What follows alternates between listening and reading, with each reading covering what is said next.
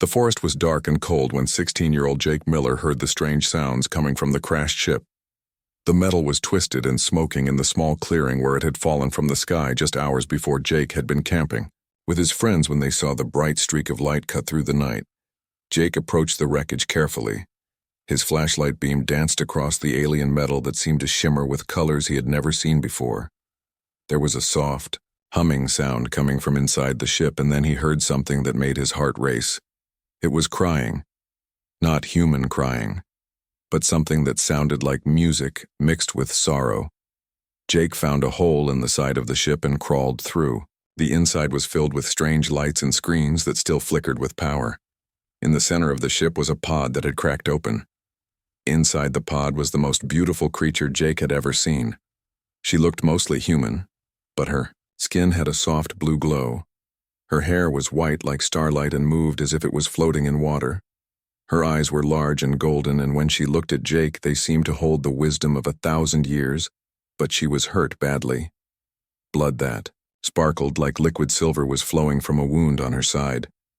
Her breathing was shallow and weak. Jake knew she was dying.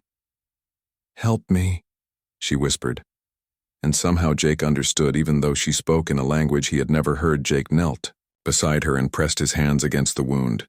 The moment his skin touched hers, something amazing happened. A warm, golden light flowed between them, and her wound began to heal.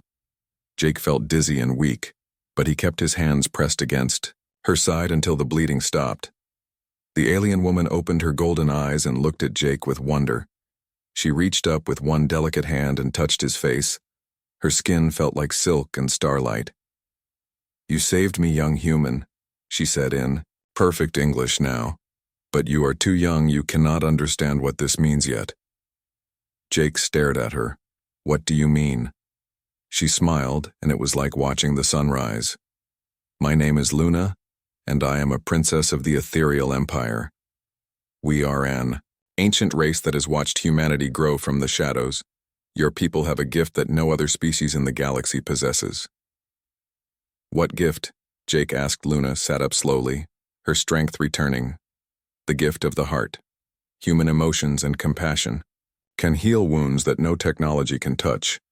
But this gift only reaches its full power when the human has matured, when they truly understand love and sacrifice." Jake felt his face grow hot. "I don't understand."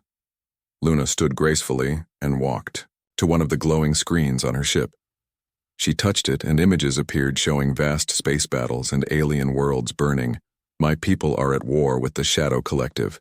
They are machines that consume worlds and turn living beings into slaves. We have fought them for 1,000 years, but we are losing. Our technology is not enough. Our weapons cannot heal the damage they have done to the souls of those they have touched." The images showed beings that looked like Luna, but with their golden eyes turned black and empty. Their movements were mechanical and lifeless. Only human compassion can break the shadow programming that turns living beings into slaves. But the human must be fully grown in heart and mind. The healing power grows stronger with age and wisdom. Jake stood up, his legs still shaking from the healing. "So what are you saying?" Luna walked over to him and placed both hands on his shoulders.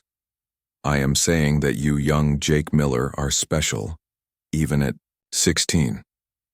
Your healing power is stronger than any human I have ever encountered. If you were older, if you had learned more about life and love and loss, you could save my entire species." "But I want to help now," Jake said. Luna shook her head. "You cannot. The power you used to save me drained almost all your life energy. If you tried to heal even one of my people in their current state, it would kill you." Jake felt frustrated and confused. "Then why are you telling me this?" Luna smiled again, but this time there was sadness in her golden eyes. "Because I am asking you to wait. 10 years from now, when you are 26, come back to this place on this exact date. I will return for you if you choose to help us. You will be older, then stronger. Your power will have grown, and you will understand what it truly means to sacrifice for others." 10 years, Jake repeated. "That's so long." "Time moves differently for my people," Luna said. 10 years for you is like 10 days for me. I will wait." She walked back to her ship and began pressing buttons on the strange controls. The ship started to hum with power and the lights grew brighter. "How will I find you?" Jake called out. Luna turned back to him. "You won't need to find me, Jake Miller. I will find you. The bond we formed when you healed me connects us across space and time. No matter where you are, I will know when you are ready." "But what if I'm not ready? What if I'm still not strong enough?" Luna walked back to him one last time. She reached up and touched his forehead with one finger. A warm golden light passed between them, and suddenly, Jake could see images in his mind. He saw himself at 26, tall and strong and confident. He saw himself learning medicine and studying the human body. He saw himself traveling the world and helping people and understanding what it meant to love and lose and forgive. He saw himself standing in this same clearing, but older and wiser, with the power to heal not just bodies, but souls. "You will be ready," Luna whispered. "The vision I just gave you is not a promise, but a possibility. The choice is yours." Jake Miller. "You can live a normal life and forget about me and my people, or you can spend the next 10 years preparing to save an entire species." The ship's engines roared to life and Luna hurried back inside. "Remember, Jake Miller, 10 years from tonight in this clearing I will return." "Wait," Jake shouted. "What if something happens to you? What if you don't survive the war?" Luna paused in the doorway of her ship. "Then you will have learned an important lesson about hope and loss. But I believe we will meet again, Jake Miller. I have to believe it." The ship lifted off the ground with a sound like singing wind. It rose into the night sky and disappeared among the stars, leaving Jake alone in the dark forest, with only the memory of golden eyes and starlight skin. The next 10 years passed like a dream. Jake threw himself into his studies, learning everything he could about medicine and biology and the human body. He became a paramedic and then went to medical school. He traveled to war zones and disaster areas, using his natural healing abilities to help people in ways that amazed other doctors. But he never told anyone about Luna or the alien ship. He kept that secret locked in his heart like a precious treasure.